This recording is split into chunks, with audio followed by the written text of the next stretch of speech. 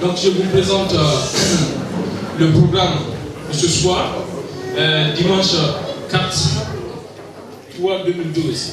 Donc je présente le programme en tant que secrétaire général de l'ANA ici à Hambourg. Et en deuxième position, on va commencer par la Fatia.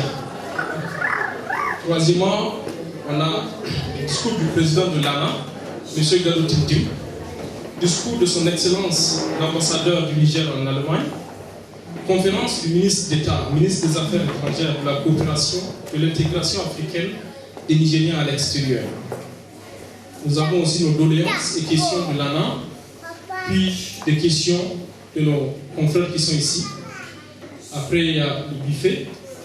Et en dernière position, comme nous sommes des Nigériens, on va faire la musique. Donc maintenant, je commence d'abord, j'appelle le marabout de faire au moins une fatia pour nous ici, pour que son Excellence, Monsieur le ministre, l'ambassadrice, leurs conseillers, ceux qui se sont déplacés pour venir ici, nous demandons que Dieu au moins on les remercie infiniment de leur présence ici et que nous demandons à ce que tout le monde ici puisse prier pour nous, pour que la rencontre ici d'aujourd'hui puisse faire quelque chose de bonheur pour nous tous. Donc j'appelle le marabout qui va passer au moins faire la fatia.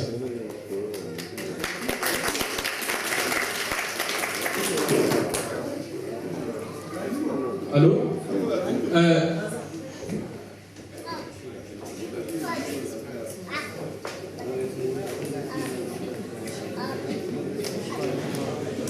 Donc je vous demande et je vous présente M. Alpha Yaye. Salam alaikum wa rahmatullahi ta'ala wa barakatuh.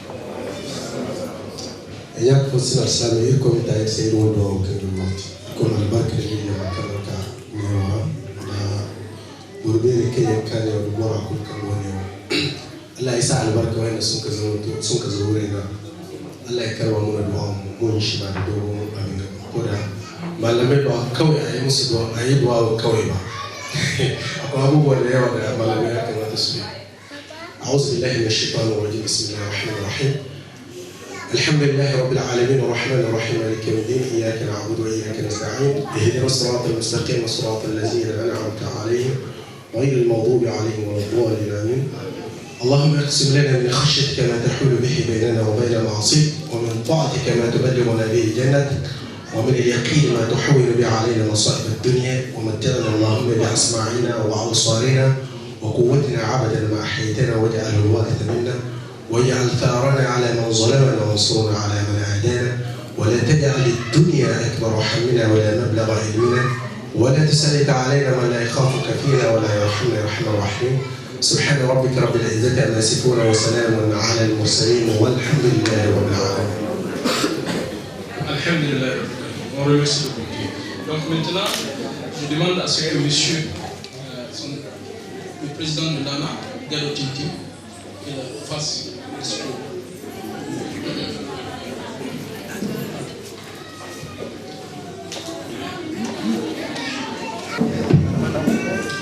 Excellence, Monsieur Bazoum Mohamed, ministre d'État des Affaires étrangères, de la coopération, de l'intégration africaine et des Nigériens de l'extérieur.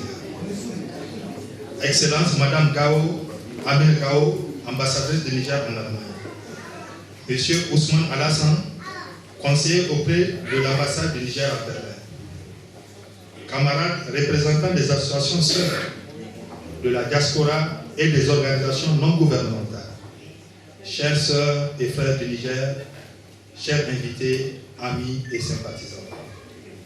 L'ANA, l'association des Nigériens en Allemagne, vous dit Barka de Soir. Wakoubaini, ville commune, bienvenue dans la ville-État de Hambourg. Excellence, Monsieur le ministre d'État, nous vous disons merci de nous rendre aujourd'hui visite en dépit de votre agenda qui est toujours chargé. C'est une fierté, c'est une joie et un grand honneur que vous nous faites car pour la première fois, nous recevons un ministre, notre ministre de nous autres Nigériens de l'extérieur. Excellence, Monsieur le ministre d'État, acceptez de transmettre au président de la République et au peuple du Niger nos salutations et nos meilleurs vœux pour cette nouvelle année 2012.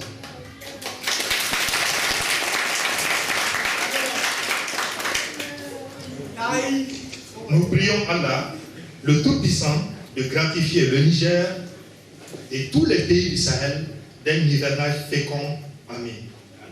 Sur le plan socio-politique et économique, nous n'avons rien à dire, car grâce aux télécommunications, nous sommes capables de savoir ce qui se passe à la minute près au Niger. Nous remercions le bon Dieu. De manière générale, nous sommes très fiers de la réussite de la démocratie au Niger. Et d'ailleurs, le Niger vient d'occuper le 4e rang au niveau du classement mondial de la liberté de la presse. C'est une grande fierté pour nous.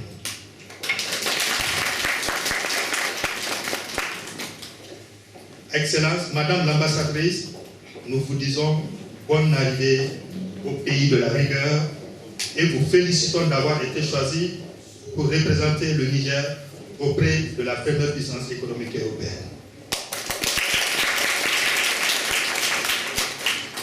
Nous vous souhaitons un bon après-midi avec nous et un bon retour dans vos foyers respectifs. À tout le monde, nous disons merci pour avoir répondu si massivement à cette invitation. Nous profitons de cette occasion pour présenter le bureau exécutif national de l'ANA. Nous demandons au vice-président, M. Aziz Hamani, de se présenter ici, s'il vous plaît. Auprès du président de la chargé de mission auprès du président de l'ANA, Sarkin Abzin Mustafa Kadri.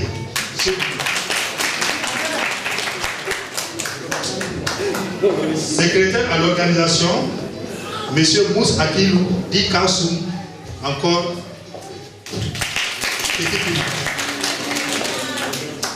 Secrétaire à la culture, M. Boubacar Yakouba. Boubacar Yakouba aussi de la secrétaire à l'intégration, M. Aminou Hassan. Secrétaire à l'organisation, adjoint, Mahamadou Yaïdi Gizé.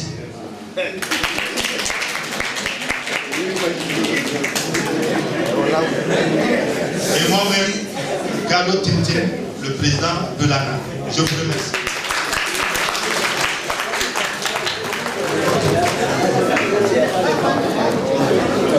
Donc, s'il vous plaît,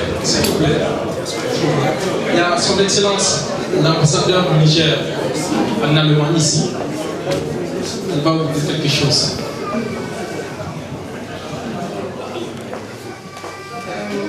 Bonjour à tous et je vous remercie d'être très nombreux ici pour nous accueillir.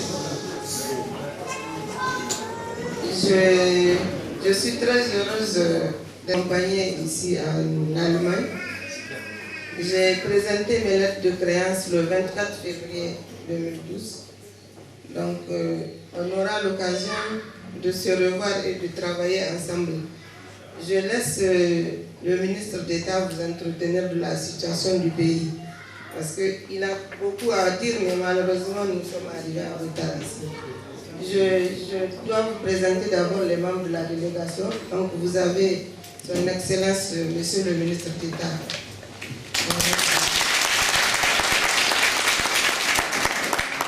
Il est accompagné de l'ambassadeur Abdou Abari,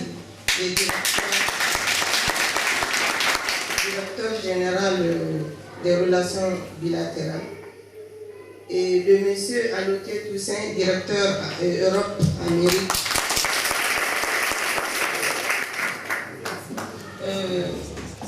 Vous avez mon premier conseiller, Alassane Assouman, que vous connaissez.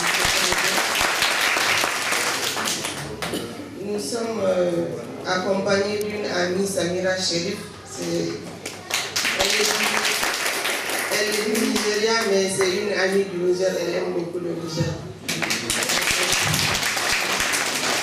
Je laisse la place à son Excellence, Monsieur le ministre d'État, pour vous entretenir un peu de la situation du pays. Au début, il faut applaudir pour la dame. Bienvenue ici en Allemagne. C'est tout un honneur pour nous. Donc je vous passe son Excellence. Mesdames, Messieurs, bonjour. Je voudrais à mon tour vous exprimer nos remerciements pour l'honneur que vous nous faites de nous recevoir ici et vous remercier surtout, s'il vous plaît. Il y a un problème? Non. Est-ce que je dois parler en français? Oui. D'accord. Donc, je disais que je vous remercie pour vous être mobilisés si nombreux.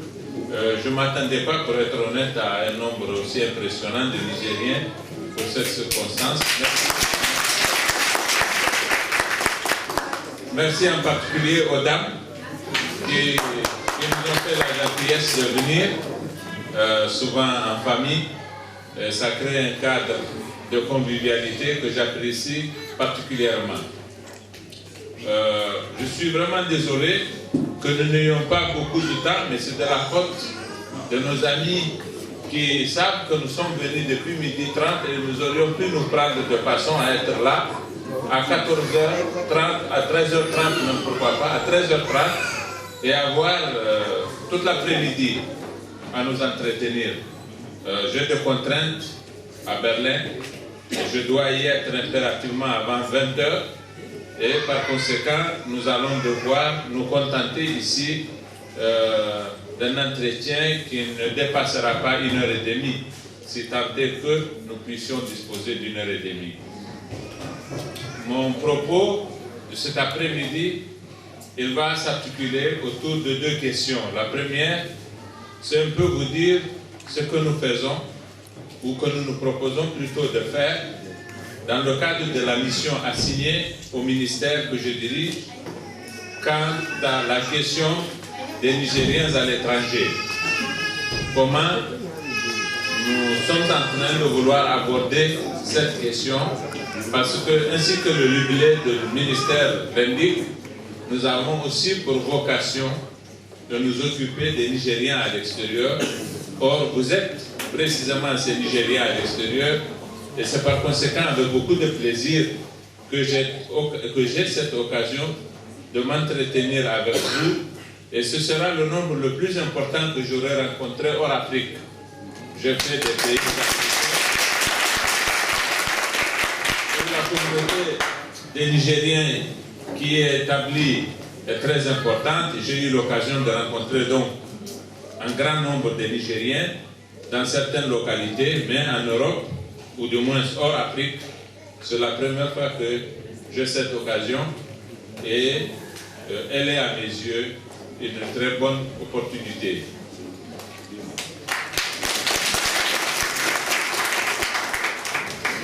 Je vous ai dit que je vais vous entretenir un peu sur ce que nous nous proposons de faire en direction des Nigériens à l'extérieur. Comme vous le savez, il y avait depuis déjà longtemps une structure qu'est le Haut Commissariat, le Haut Conseil des Nigériens à l'étranger, qui est censé avoir fait son congrès national, mis en place son bureau avec un président, et il dispose même d'un secrétaire permanent logé au ministère des Affaires étrangères. Mais comme vous le savez également, cette structure n'a jamais tout à fait bien fonctionné. Et lorsque je suis arrivé, j'ai fait une évaluation diagnostique à l'issue de laquelle il a été établi ce que nous savions déjà, que cette structure n'a pas été fonctionnelle, que plus que cela, elle n'a même pas été vraiment viable, et qu'il y a par conséquent lieu de la repenser autrement. Pour cette raison, j'ai décidé, dans un premier temps, de la mettre en stand-by et de ne pas travailler avec elle parce que tout simplement elle n'est pas fonctionnelle. Aurais-je voulu travailler avec elle, que cela n'aurait pas été possible, eu égard à son état d'inertie et de quasi-inexistence. Plus que cela, ce que nous avons observé, du moins cela a été établi par cette évaluation que nous avons faite, c'est que le Haut Conseil des Nigériens à l'étranger, plutôt que de rassembler les Nigériens, de les unir autour d'objectifs définis ensemble, a consisté à les diviser. Partout où vous avez une communauté de Nigériens, l'occupation des postes au sein du Haut Conseil a été l'objet de luttes âpres qui ont divisé nos compatriotes. Et cela veut dire qu'il y a eu un vice quelque part qu'il nous faut bien identifier afin d'y apporter le remède approprié. Voilà la raison majeure qui a commandé que j'ai décidé, et j'en ai rendu compte au Conseil des ministres qu'il a approuvé, de mettre dans un premier temps le Haut Conseil en stand-by. Non pas que nous ayons l'intention d'en finir avec, nous n'avons pas ces prérogatives, si même nous l'avions voulu.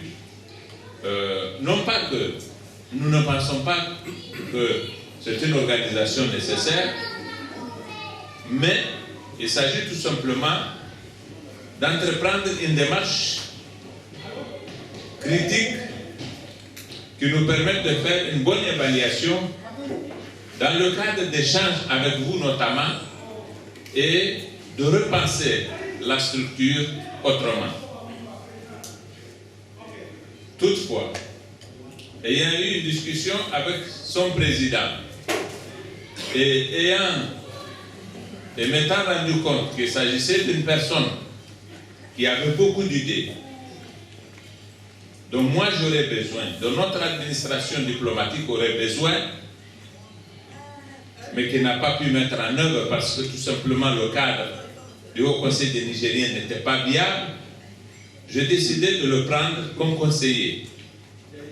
Il est conseiller auprès de moi, non pas en sa qualité de président du Haut Conseil des Nigériens à l'étranger, mais intuitif personnel. C'est parce que j'ai compris qu'il dispose à cette information et qu'il a une vision que moi je peux exploiter, que notre administration diplomatique peut exploiter. Avec lui, mais aussi avec les structures du ministère dédiées aux Nigériens à l'étranger, que sont la direction des Nigériens à l'étranger, parce que justement, il y en a une, et la direction des affaires consulaires, des affaires consul extérieures et de tout ce qui voudrait avoir des visas et autres pour entrer au Niger. Avec ces deux directions et le conseiller et mon staff de façon générale, nous sommes en train de réfléchir pour définir une politique des Nigériens à l'étranger. Et d'ici 2 semaines à peu près, nous finirons le document de cette réflexion, du moins ce qui doit en être la première version. Nous allons passer ça plus tard au niveau des instances appropriées pour que des décisions soient prises afin que ça soit décliné en programme et en plan d'action. Mais avant cela, le conseiller et les autres responsables du ministère pertinents vont entreprendre une tournée et auront des échanges avec vous partout où vous êtes, de façon à recueillir de vos idées à vous aussi, à partir du regard qui est le vôtre sur cette organisation qui vous appartient, et comme cela, avec les amendements que vous pouvez apporter vous au draft que nous mettrions au point, nous pouvons disposer d'une politique définitive des Nigériens à l'étranger qui permettra au Niger de savoir combien ces Nigériens y sont, de savoir qui ils sont de façon spécifique en définissant les catégories des Nigériens à l'étranger. D'ores et déjà, dans le premier document qui m'a été soumis par le conseiller en question, celui dont je vous ai parlé, nous avons pu faire des fiches que nous allons vous amener, que nous allons vous envoyer et que vous allez remplir, qui concernent 3 types de catégories de Nigériens à l'étranger. Les étudiants, c'est une catégorie générique. Les cadres et les opérateurs économiques d'un certain niveau, ça c'est les 2 extrêmes, et puis le lot des Nigériens qui sont partis chercher du travail, qui se sont établis avec plus ou moins de fortune à l'extérieur. Il s'agira pour nous donc de savoir qui ils sont et ce que le Niger peut faire pour eux et ce que eux ils peuvent faire pour le Niger. Il faut créer une plateforme, c'est ce que devait être le Haut Conseil des Nigériens à l'étranger, de discussion et d'échange avec des rencontres dans des cadres viables. Et il faut par conséquent que le Haut Conseil cesse d'être l'objet de luttes à caractère politique, plus ou moins saine, plus ou moins malsaine, en tout état de cause, inapproprié, absurde et aux effets dommageables. Parce que partout où je suis passé, j'ai trouvé que les Nigériens développent des tendances à la séparation. C'est le cas en Allemagne. Hier, j'ai rencontré un conseil de personnes qu'on a appelé le conseil des sages et j'ai compris qu'il y avait eu une dynamique visant à mettre en place une structure de tous les Nigériens et vous ne vous êtes pas entendus. Vous ici, vous êtes une association à part, ailleurs il y a des associations à part et sans que quelqu'un comme moi puisse comprendre comment on peut faire en étant si loin de son pays pour ne pas se comprendre. Il n'y a pas de raison que vous ne vous compreniez pas. Il n'y a pas de raison qu'une organisation soit l'objet d'une lutte comme ça. Quels sont les enjeux qui puissent expliquer qu'on lutte au point de ne pas se comprendre? Parce que si on devait être rationnel, parce que tout simplement le combat n'est pas sous-tendu par une certaine passion, dont je ne comprendrai jamais, en l'occurrence le sens, on ne peut pas ne pas se comprendre. Si on ne se comprend pas, c'est qu'il y a de la passion. Et je me demande toujours, quel peut être l'enjeu de cette passion qui rend le dialogue difficile? C'est ce que je leur ai dit hier, c'est ce que je vous ai dit à vous. Donc, moi, je suis venu parce que j'ai été invité par des gens que je connais et j'ai profité de cette occasion pour vous rencontrer en si grand nombre, ce dont je me réjouis énormément, pour parler avec vous de ce que nous nous proposons de faire, qui va être ce que je vous ai indiqué. Un bon dialogue entre le département des affaires étrangères et des Nigériens à l'extérieur et vous, de façon à permettre au ministère de profit que le Niger peut tirer de ses citoyens basés à l'étranger, ils le tirent, de façon qu'à leur tour, eux aussi, ils sachent quelles sont les opportunités qu'il y a pour eux, afin que dans le cadre de ce qu'on va leur proposer, eux aussi, ils agissent de façon à contribuer à l'essor du pays et à son développement. Voilà donc pour ce qui est du premier point. Le deuxième point, je vous ai dit, c'est pour vous entretenir de la vie de notre pays. C'est vrai, le président l'a dit tout à l'heure, aujourd'hui, même si vous êtes loin, vous n'êtes pas isolé du Niger. Et il se pourrait que vous sachiez plus de choses que nous n'en sachions, simplement parce que vous êtes loin, vous vous intéressez beaucoup au pays, justement. Et vous avez tendance à avoir des informations que nous n'avons pas, c'est ce que j'ai pu vérifier. Et c'est normal. je vais vous dire que depuis que nous sommes en place, voici bientôt une année, les choses dont nous nous sommes occupés, ce sont les choses suivantes. Premièrement, la sécurité. Nous sommes arrivés au mois d'avril. La crise en Libye avait déjà commencé depuis quelques 2 mois, 3, et elle a eu de grands effets sur notre pays en termes sécuritaires. D'abord parce que plus de 250 000 de vos compatriotes établis dans ce pays-là nous sont revenus dans les conditions que vous imaginez. Nous avons dû y faire face dans l'urgence, sur le plan humanitaire, mais leur arrivée nous a posé beaucoup de problèmes de sécurité. Puis par la suite, les conditions dans lesquelles cette guerre s'est déroulée et la facilité qu'avaient eu les citoyens libyens et les autres d'accéder à tous les arsenaux d'un pays hyper militarisé a fait qu'il y a eu une dissémination importante d'armes, parfois même d'explosifs. Et cela a affecté notre pays et cela nous a commandé d'être très présents dans le domaine de la sécurité sur un territoire que vous savez très vaste. Cela a un coût que nous avons consenti au départ, évidemment, d'autres investissements. Et vous voyez les résultats. Dieu merci, la situation sécuritaire est plutôt bonne au Niger. Regardez ce qui se passe au Mali. Il n'y a pas plus de Touaregs au Mali qu'au Niger, bien au contraire.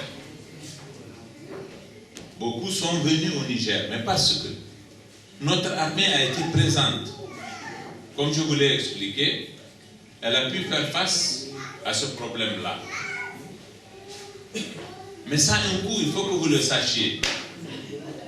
Et nous avons aussi mis en œuvre une gouvernance qui a été en mesure de nous permettre de faire face à ce problème-là. Parce que nous sommes en régime de démocratie authentique. Parce que nous respectons les droits et les libertés. Parce que nous avons une démarche d'intégration. Il est difficile aujourd'hui pour un citoyen, quel qu'il soit, fut-il Touareg, de dire que nous sommes marginalisés, que nous n'avons pas de droits. Ce n'est pas possible. En tout cas, c'est difficilement soutenable et peu compréhensible à l'extérieur. Même si personne ne comprend aujourd'hui ces gens-là au Mali non plus. En tout état de cause, la situation est celle-là. Nous nous en réjouissons et nous croisons les doigts. Il faut prier que ça continue. Ça s'est beaucoup même amélioré dans un contexte où ce n'est pas évident. Aujourd'hui, nous avons aboli les cortèges militaires pour accompagner les voyageurs entre Agadez et Arlit, Ottawa ou Zender. Ça, c'est très bien. Et c'est une chose dont nous nous réjouissons beaucoup. À côté de nous, dans le sud, vous avez le phénomène Boko Haram. Là également, nous avons dû nous concentrer sur la chose. Et nous y avons fait face en mettant des moyens, une fois encore, pour entretenir les forces de défense et de sécurité que nous avons déployées de façon spéciale. Ça se passe très près de chez nous, dans l'état de Borno et l'état de Yobe. Ils sont impliqués dans le Niger. Et les gens de Boko Haram, pour certains, sont même des Nigériens. Vous savez, ils sont nombreux qui vont là faire des études coraniques. Ça nous pose un grand défi. Mais nous y avons fait face, alhamdoulilah. Nous avons arrêté beaucoup de gens de Boko Haram. Nous les avons découverts avec du matériel dangereux, avec de grandes quantités de cyanure, qui est un poison extrêmement dangereux. Nous les avons arrêtés en train d'aller au Mali pour s'entraîner auprès de Acmi. Nous les avons arrêtés en train de revenir du Mali. Donc là aussi, voilà un autre souci. Mais, vous voyez, la Libye d'un côté, le Mali, le Nigeria, nous sommes cernés. Mais, Dieu merci, nous nous en sortons plutôt bien. Il faut prier que ça se poursuive.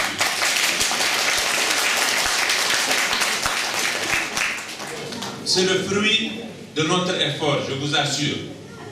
C'est le fruit de l'effort de tous les Nigériens et de notre tempérament très pacifique. Voilà donc quelque chose dont nous nous sommes beaucoup occupés. Deuxièmement, l'insécurité alimentaire. Vous savez, les pluies ont été plutôt mauvaises l'an passé. Et nous n'avons pas attendu que la situation se dégrade outre mesure avant d'annoncer qu'il y a déficit alimentaire et qu'il y a risque d'insécurité à cet égard. Et aujourd'hui, nous avons fait le programme d'urgence pour lequel nous avons mobilisé une somme de presque 100 milliards pour que les gens fassent ce qu'on appelle les cultures de contre-saison. Et nous avons mobilisé la communauté internationale. Nous avons évalué nos besoins financiers pour avoir le stock de céréales indispensable afin de faire face à l'insécurité alimentaire et à la malnutrition. Nous avons estimé ça à 210 milliards de francs CFA. Il y a quelques semaines de cela, je pu prendre connaissance d'un rapport qui disait qu'on disposait déjà de 90 milliards et que le reste était en cours. Nous avons renouvelé le stock de sécurité, le stock d'urgence. Nous sommes en train de renouveler les autres stocks.